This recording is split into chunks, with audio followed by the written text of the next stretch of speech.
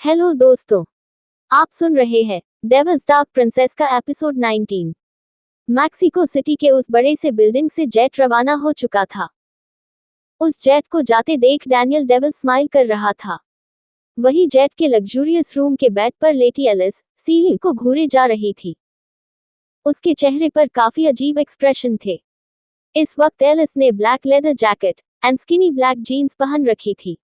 Alice और Daniel थे तो इंडियन ही, लेकिन मैक्सिको सिटी में रहने की वजह से कोई भी उन्हें देख ये नहीं कह सकता था कि वो लोग इंडियन हैं। एलिस सीलिंग को देखते हुए शैतानों की तरह बोली, मैं आ रही हूँ पैंथर। अब हमें एक होने से कोई नहीं रोक सकता। बचपन से तुम्हें अपना बनाने का ख्वाब देखा है, लेकिन तुमने कभी भी मेरे बारे में नहीं सोचा। तुम्हारे लिए मैं क्या से क्या बन गई। मैंने खुद को पूरा का पूरा चेंज कर दिया। जैसा तुम चाहते थे मैं वैसी बन गई। तो अब जब मैं तुम्हारे लायक बन चुकी हूँ तो मैं आ रही हूँ पैंथर। इतना बोल एलिस एक भयानक हंसी हंसने लगी। वही इंडिया में सुबह के 6 बज रहे थे। कमरे की बालकनी से आती हल्की हल्की धूप मृगांशी की नींद में खलल डाल रही थी। धूप की हल्की किरणों से मृगांशी की नींद टूट गई और वो कसमसाते हुए उठकर बैठ गई। इस वक्त उसका चेहरा काफी अजीब सा हो गया था। उसकी आंखें बहुत छोटी छोटी दिख रही थी। मृगांशी उबासियां लेते हुए बेड से खड़ी हुई और बाथरूम में चली गई। उसके जाते ही मुद्रा एक सूटकेस लेकर उसके कमरे में आई। मुद्रा बिना मृगांशी से परमिशन लिए ही उसके कमरे के अंदर आ गई थी, क्योंकि उसके हिसाब से मृगांशी कोई सड़क छाप लड़की है जिसे उसके प्रत्युष बाबा कुछ दिनों के मजे के लिए सड़क से उठाकर लाए हैं। जैसे ही उनका मन इस लड़की से भर जाएगा वो इसे वापस उसी सड़क पर फेंकाएंगे।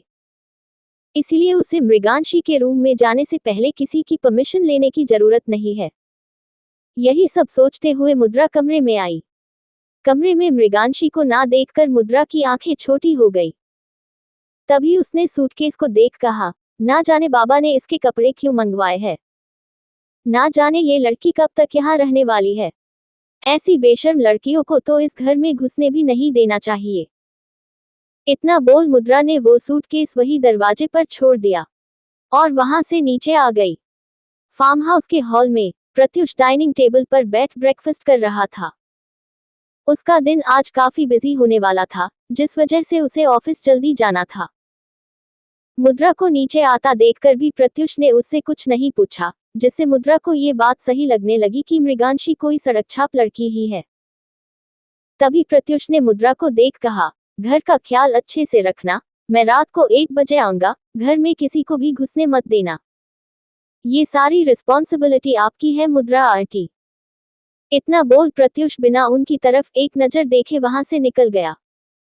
उसकी बात सुन मुद्रा के चेहरे पर एक शातिर मुस्कुराहट आ गई, जिससे साफ पता चल रहा था कि उसके दिमाग में कुछ ना कुछ तो खुरापाती चल रहा था। वही मृगांशी बिल्कुल फ्रेश और अच्छे से नहाकर बाथरूम से बाहर आई तो उसका दिमाग खराब हो गया। वो ड्रेसिंग टेबल के पास जाकर खड़ी हुई और शीशे में खुद को देख उसकी आंखें अजीब हो गई, क्योंकि वो इस वक्त बस टॉवल में थी, क्योंकि उसके हिसाब से उसके पास कोई कपड़े नहीं है। जिस वजह से उसने इंसाई नजरों से खुद को देख झुंझलाते हुए कहा, अब क्या करूं मैं, क्या पहनूं, मेरे पास तो एक भी कपड़े नहीं है।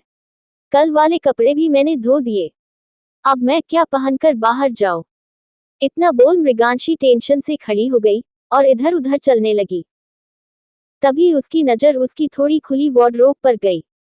वार्डरोब खुला देख मृगांशी इधर उधर देखने लगी कि आखिर इसे खोला किसने। तभी इस बार उसकी नजर साइड में रखे उसके सूटकेस पर गई। उसे देख मृगांशी हैरान हो गई। उसने हैरानी से उस सूटकेस को देख कहा, ये यहाँ कैसे आया, कौन लाया इसे। इतना बोल वो उस सूटकेस को खोलकर देखने लगी। तभी उसका फोन बज उठा। फोन के रिंग होने से मृगांशी का ध्यान फोन पर चला गया। उसने फोन उठाकर देखा तो कॉल चित्रा का था। इतनी सुबह सुबह चित्रा का कॉल देख मृगांशी हल्का घबरा गई। उसने जल्दी से कॉल उठाकर कहा, हेलो चित्रा, क्या हुआ, इतनी सुबह सुबह कॉल में कोई बात है क्या, अर्थ तो ठीक है ना। मृगांशी बिना रुक नॉन स्टॉप बोले जा रही थी। जिसे सुन चित्रा ने उसे रोकते हुए जोर से कहा, चुप हो जा, चुप हो जा बुलेट ट्रेन, सब कुछ ठीक है, अर्थ की कंडीशन भी स्टेबल है। इतना बोल चित्रा चुप हो गई। उसकी बात सुन मृगांशी फिर कंफ्यूजन से बोली, तो तूने इतनी सुबह कॉल क्यों किया है? तुझे पता भी है तेरे ऐसे कॉल करने से मैं कितनी घबरा गई थी। मुझे लगा कि उस राक्षस आदमी ने गुस्से में मेरे भाई को हॉस्पिटल से बाहर निकाल दिया।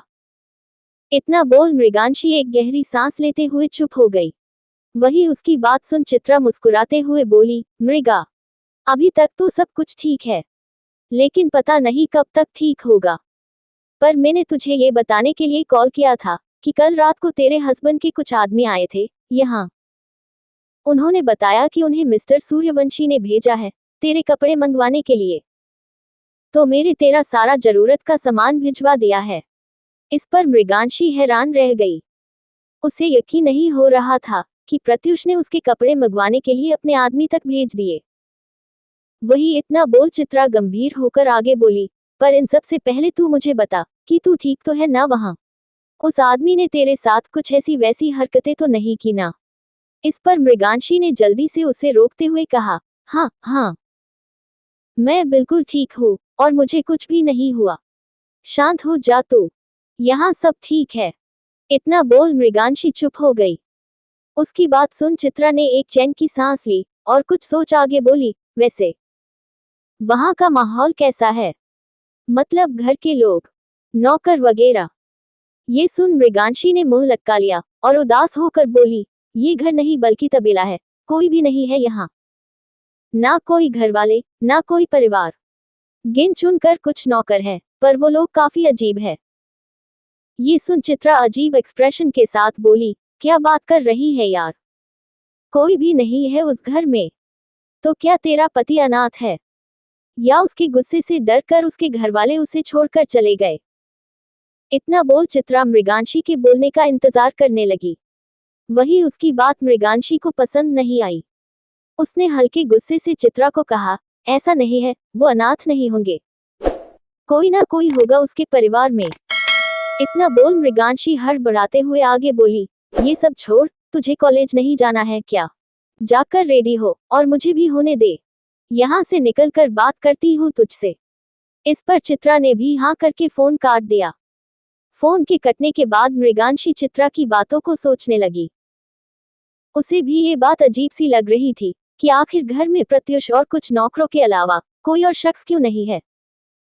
लेकिन प्रत्युष के कल के बर्ताव के बारे में सोचकर मृगांशी की हिम्मत नहीं थी उससे कुछ भी कहने या पूछने की।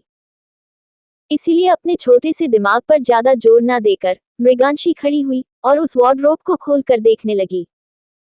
उसे खोलते ही मृगांशी की आंखें फटी की फटी रह गई, क्योंकि कल तक वो वार्डरोब बिल्कुल खुली था और अभी उसके एक से बढ़कर एक ड्रेसेस रखी हुई थी। उस कबर्ड में तरह तरह के कपड़े रखे थे जो एक लड़की को चाहिए होते हैं, लेकिन वो सारे कपड़े बेहद महंगे और लग्जूरियस थे, जिन्हें देख मृगांशी की आंखें फटी की फटी रह गई। तभी उसने हैरानी से उन कपड़ों को देख कहा, ये सब यहाँ कब और कैसे आए? किसने किया ये सब? कौन लाया इन्हें मेरे कमरे में? वो यही सोच रही थी कि अचानक उसे चित्रा की बात याद आई, जिस वजह से वो समझ गई कि ये सब उसके हस्बैंड यानी प्रत्युष के कहने पर हुआ होगा। ये सोचकर मृगांशी का दिमाग और खराब हो गया। उसे समझ ही नहीं आ रहा था कि जिस इंसान से वो इतनी नफरत करती है और वो इंसान भी उससे उतनी ही नफरत करता है, वो उसके लिए ये सब क्यों करेगा? यही सब सोच वो खुद से बोली, क्या ये सब उन्होंने मेरे लिए मंगवाया है? पर क्यों? क्या उन्हें मैं भिखारी लगती है? क्या उन्हें ऐसा लगता है कि मेरे पास कपड़े नहीं है? मैं भिखारी नहीं हूँ, उनके कपड़े उन्हीं को मुबारक हो। इतना बोल मृगांशी ने वार्डरोब बंद कर दिया और अपना सूटकेस खोल उसमें से एक बेबी पिंक कलर का फ्रॉक सूट निकालकर पहन लिया। वही प्रत्युष अपने ऑफिस के कैबिन में बैठकर अपने लैपटॉप में मृगांशी को ही देख रहा था। मृगांशी का टॉवल में रूम में घूमना, उसकी सारी बातें, वो सब कुछ अपने लैपटॉप के जरिए देख रहा था। प्रत्युष के फार्म हाउस के हर कमरे में सीसीटीवी लगी होने की वजह से प्रत्युष हर कमरे पर अच्छी नजर रखता था। उसकी नजरें मृगांशी पर ही टिकी हुई थी कि तभी उसकी कैबिन का डोर नॉक हुआ। जो सुन प्रत्युष ने लैपटॉप बंद कर कम इन बोला। उसकी आवाज सुन मृदुल धड़धड़ाते हुए अंदर घुस आया। उसे ऐसे गिरते पड़ते अंदर आता देख प्रत्युष की नजरें कठोर ही गई। उसने एक्सप्रेशन लेस चेहरे से मृदुल को देख कहा, क्या दिक्कत है तेरी? क्यों बार बार ऐसी हरकतें करता है कि मैं तुझे खुद जान से मार दूं? इतना बोल प्रत्युष मृदुल को घूरने लगा। वही उसकी घूरती आंखें देख मृदुल मुंह बनाते हुए बोला, मेरे पास ऐसी न्यूज़ है ना कि अगर मैंने तुम्हें बताया तो तुम्हारा पूरा दिमाग खराब हो जाएगा। तो मुझे ऐसे घूरना बंद कर और मेरी बात सुन। इतना बोल वो प्रत्युष के सामने चेयर पर बैठ गया। उसकी बातें सुन प्रत्युष उसे घूरने लगा। तभी मृदुल टेंशन में बोला, वो आ रही है। उसकी बात सुन प्रत्युष की आंखें भयानक हो गई। उसके चेहरे पर गुस्से के भाव दिखने लगे। तभी प्रत्युष ने गुस्से से मृदुल को देख कहा, वो यहाँ क्यों आ रही है? मैंने तुम्हें कहा था ना कि उसे मुझसे दूर रखो। इस पर मृदुल बोला, यार ये सब उसका क्या धरा है? तू जानता तो है ना कि उसके सामने में मैं कुछ नहीं बोल सकता। इतना बोल मृदुल अपना सिर पकड़कर बैठ गया। तभी प्रत्युष कुछ सोच बोला, किसी भी हालत में उसे मेरी शादी की खबर नहीं लगनी चाहिए, वरना वो मृगांशी को जान से मारने की कोशिश जरूर करेगी। इसीलिए उसके यहाँ लैंड होते ही मैं खुद जाऊंगा उससे मिलने। ये बोल प्रत्युष अपनी सर्द नजरों से खिड़की के बाहर देखने लगा। तभी मृदुल मुंह बनाते हुए बोला, इस चुड़ैल से बड़ी मुश्किल से पीछा छुड़ाया था, लेकिन ये फिर से हमारे पीछे लग गई। वो लड़की नहीं आफत है आफत। एक मौका नहीं छोड़ती है तुम्हें सेड्यूस करने का, तुम्हारे करीब आने का। पर जो भी है, उसने तुम्हारे लिए खुद को आज ऐसा बना लिया है कि 20 लोगों को अकेले ही संभाल ले। इसीलिए मृगांशी को उससे दूर रखना पड़ेगा। इतना बोल मृदुल प्रत्युष को देखने लगा, जिसके चेहरे पर कोई एक्सप्रेशन नहीं थे। वहीं दूसरी तरफ चित्रा के अपार्टमेंट में चित्रा सर्द नजरों से खुद को आईने में देख रही थी। उसके आंखों के सामने कुछ चल रहा था जिसे वो शीशे में देख रही थी। वो कुछ पुरानी यादों को याद करके मुस्कुराने लगी। तभी उसकी नजर घड़ी की सुइयों पर गई, जहां अब 7 बज चुके थे। जो देख चित्रा खुद के सिर पर चपत लगाते हुए बोली, चित्रा तू लेट हो जाएगी, जल्दी चल कॉलेज जाना है। इतना बोल चित्रा शीशे के सामने से हटी और अपने फोन में एक सॉन्ग लगाकर रेडी होने चली गई। उसके फोन में बहुत खूबसूरत सॉन्ग बज रहा था। धीरे धीरे प्यार को बढ़ाना है, हद से गुजर जाना है, मुझे बस तुझसे दिल लगाना है, हद से गुजर जाना है। ये सॉन्ग सुनते सुनते चित्रा जल्दी से रेडी हो गई। रेडी होने के बाद उसने फिर से ये धुन गुनगुनाया और मुस्कुराते हुए बोली, अपनी तकदीर में लिखी तकलीफ की वजह से भूल गई थी तुझे, पर पता नहीं था जिंदगी के इस मोड़ पर दोबारा मुलाकात लिखी है। तो तैयार हो जाओ, क्योंकि एक बार मैंने अपने कदम पीछे खींचे थे, लेकिन हर बार ये कदम पीछे खींच लूं, इतनी महान नहीं हूं। इतना बोल चित्रा के चेहरे पर एक जुनून दिखने लगा। दूसरी तरफ ब्लू डायमंड पैलेस में ओमजा और रिद्धि पैलेस के हॉल में बैठे चाय की चुस्की ले रहे थे।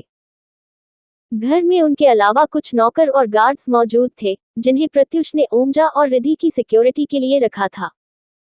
दोनों औरतें एक दूसरे से बात कर रही थी। ओमजा रिद्धि से बोली, तुमने भाई साहब से बात की? वो पहुंच गए अच्छे से? इतना बोल ओमजा ने एक और घुट चाय पिया। उसकी बात सुन रिद्धि ओमजा को देखते हुए बोली, हाँ वो पहुंच गए हैं। मेरी उनसे कुछ टाइम पहले ही बात हुई है। उन्होंने कहा कि सिंगापुर एयरपोर्ट पर उनके लैंड होते ही उनकी लाडली बेटी उन्हें पिक करने आ गई थी।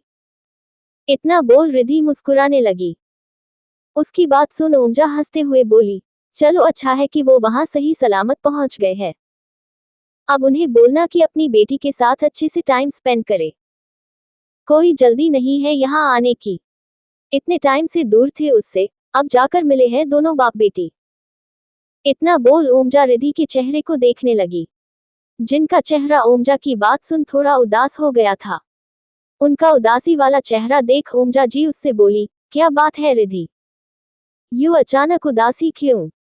ओमजा की बात सुन रिद्धि उसी लहजे में बोली, देखो ना ओमजा, आज हम इतने मजबूर हैं कि अपने बच्चों से मिलने के लिए भी सोचना पड़ता है, तड़पना पड़ता है। इतना बोल रिद्धि कुछ सोचते हुए आगे बोली, वो रात बहुत भयानक थी हमारे लिए। खुशियों भरे लम्हों के बाद आई थी वो कयामत की रात। उस रात वो लोग कयामत बनकर बरसे थे हम सब पर। तोड़कर बिखेर दिया उस कमीने इंदर सूर्यवंशी ने हम सबको। ये सब बोलते हुए रिद्धि की आंखों में आंसू आ गए थे। उनकी बात सुन ओमजा नम आंखों से रिद्धि को देखते हुए बोली, ये पूरी कायनात उस दिन कयामत बनकर टूटी थी हम पर। दर्द और तकलीफों का सैलाब आया था जिसमें हम सब की खुशियां बह गई। हम सब एक ऐसे भंवर में फंस गए जहां से निकलने का सिर्फ दो ही रास्ता है, या तो इंदर सूर्यवंशी और उसके पूरे परिवार की मौत, या फिर हमारी मौत। इतना बोल वो काफी ज्यादा रोने लगी। उन्हें रोता देख रिद्धि जी ने अपने आंसू पोंछे और उन्हें चुप कराते हुए बोली, चिंता मत करो, वो ऊपर वाला अब और तकलीफ नहीं देगा। हमारा प्रत्युष उन लोगों को मौत से भी बदतर सजा देगा। उनकी बात सुन ओमजा उन्हीं नम आंखों से रिद्धि को देख बोली, इन सब चीजों में मेरा बच्चा सबसे ज्यादा तकलीफ में है। एक हंसते खेलते छोटे से मासूम बच्चे को इन लोगों ने आज इतना बेरहम माफिया बना दिया। आज मेरा बेटा किसी की भी जान लेने से पहले एक बार भी नहीं सोचता। उन लोगों की वजह से आज मेरा बच्चा एक दरिंदा बन गया। तो तुम ही बताओ रिद्धि कि इस लड़ाई में जीतने के बाद भी हार तो हमारी ही होगी। इतना बोल ओमजा जी फुट फुट कर रोने लगी। उनकी बात सुन रिद्धि उन्हें संभालते हुए बोली, ओमजा चुप हो जाओ, तुम्हारे रोने से कुछ भी बदल नहीं सकता। जो होना था हो गया, और जो हमें खोना था वो हमने खो दिया। लेकिन तुम चिंता मत करो, मुझे विश्वास है कि कोई तो होगा जो प्रत्युष को एक दरिंदे से इंसान बना दे।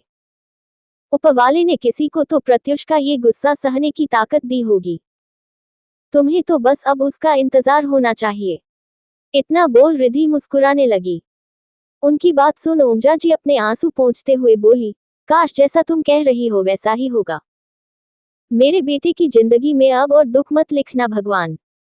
इतना बोल वो हाथ जोड़कर ऊपर की तरफ देखने लगी। तभी रिद्धि जी कुछ सोचते हुए ओमजा से बोली, अच्छा ओमजा, प्रत्युष है कहा?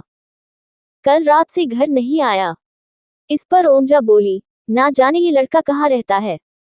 पर मृदुल ने बताया कि प्रत्युष कुछ इम्पोर्टेंट काम की वजह से अगले कुछ हफ्तों तक घर नहीं आएगा। ना जाने ये लड़का क्या कर रहा है। मेरी तो बस यही प्रार्थना है कि जो भी हो मेरा बेटा हमेशा सेफ रहे। उनकी बात सुन रिद्धि जी हंसते हुए बोली, हाँ हाँ, वो भगवान तुम्हारी मुराद जरूर पूरी करेंगे, तो तुम इतना मत सोचो। इतना बोल दोनों अपनी बातें करने लगी। वही प्रत्युष के ऑफिस में कैबिन में बैठा प्रत्युष अपने लैपटॉप में लगा हुआ था। उसके सामने खड़ा मृदुल बड़े से वॉल ग्लास से टिककर किसी से फोन पर बात कर रहा था। कुछ देर बात करने के बाद मृदुल ने फोन रख दिया और एक गहरी सांस लेते हुए प्रत्युष के सामने रखी चेयर पर बैठ गया। उसके बैठते ही प्रत्युष ने अपनी नजरें लैपटॉप से हटाकर एक नजर उसे देखा।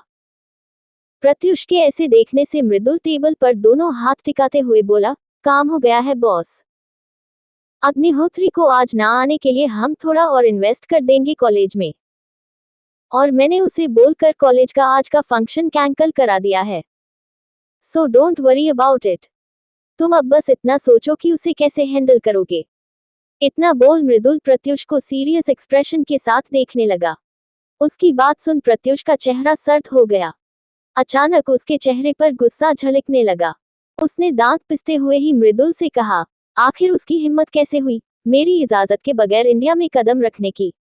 इतना बोल प्रत्युष ने गुस्से से एक मुक्का उस टेबल पर मार दिया। उसके गुस्से को देख मृदुल मुंह बनाते हुए बोला, ये ले। उस लड़की को ये हिम्मत उसके सोकोल प्यार और उस 2 टके के आदमी की वजह से मिलती है जो अपने आप को रशिया का किंग समझता है। वो समझता है कि उसने तुम्हारी मदद करके तुम्हें अपना जागीर बना लिया है। इतना बोल मृदुल प्रत्युष के खतरनाक चेहरे को देखने लगा। वही उसकी बात सुन प्रत्युष दहाड़ते हुए बोला, उसे इस भ्रम में कुछ वक्त के लिए रहने दो कि मैं उसकी जागीर हूँ। वो सोचता है कि शेर को पिंजरे में कैद करके उसे अपने इशारे पर नचाएगा, लेकिन शायद वो भूल गया है कि मैं कौन हूँ। उसकी करी हुई एक मदद का हिसाब मैंने सालों पहले चुका दिया, लेकिन अब अगर उसने या उसकी बेटी ने अपनी लिमिट क्रॉस करने की कोशिश की तो मैं उन दोनों बाप बेटी के शरीर के इतने टुकड़े करूंगा कि उनकी आत्मा भी उन टुकड़ों को ढूंढ नहीं पाएगी। इतना बोल प्रत्युष अपनी भयानक नजरों से सामने देखने लगा। वहीं दूसरी तरफ चित्रा और मृगांशी एक बस स्टॉप पर खड़े बस का इंतजार कर रहे थे। दोनों ही लड़कियां गजब की खूबसूरत लग रही थी। दोनों आपस में बातें करने में बिजी थी कि तभी चित्रा का फोन बज उठा। फोन के रिंग होते ही दोनों का ध्यान उसकी तरफ चल गया। चित्रा ने जल्दी से फोन निकाल कर देखा तो उस पर तारुष का नाम फ्लैश हो रहा था, जिसे देख चित्रा खुद में ही बुड़बुड़ाए, आ तो रहे हैं हम, फिर कॉल क्यों कर रहा है ये। इतना बोल चित्रा ने मृगांशी को देखा जो उसे कॉल उठाने का इशारा कर रही थी। उसका इशारा देख चित्रा ने कॉल उठाया तो दूसरी तरफ से आवाज आई, हाँ हाँ मैं जानता हूँ कि तुम लोग आ रहे हो, पर मैंने ये बताने के लिए कॉल किया है कि एक अर्जेंट नोटिस की वजह से डीन अग्निहोत्री ने आज का फंक्शन कैंसिल कर दिया है। इस पर चित्रा एक गहरी सांस लेते हुए बोली, अच्छा, और ऐसे अचानक क्यों? अचानक से ही फंक्शन रख लिया उन्होंने, और अब ऐसे अचानक से ही कैंसिल भी कर दिया। आखिर चल क्या रहा है डीन के दिमाग में? ये सुन तारुष हंसते हुए बोला, देखो यार, ना जाने क्या सियाप्पा है। बस हम लोगों से तो यही कहा गया है कि चीफ गेस्ट को एक अर्जेंट काम की वजह से जाना पड़ गया है, सो वो आ नहीं सकते आज, इसीलिए इस फंक्शन को कुछ टाइम के लिए पोस्टपोन किया गया है।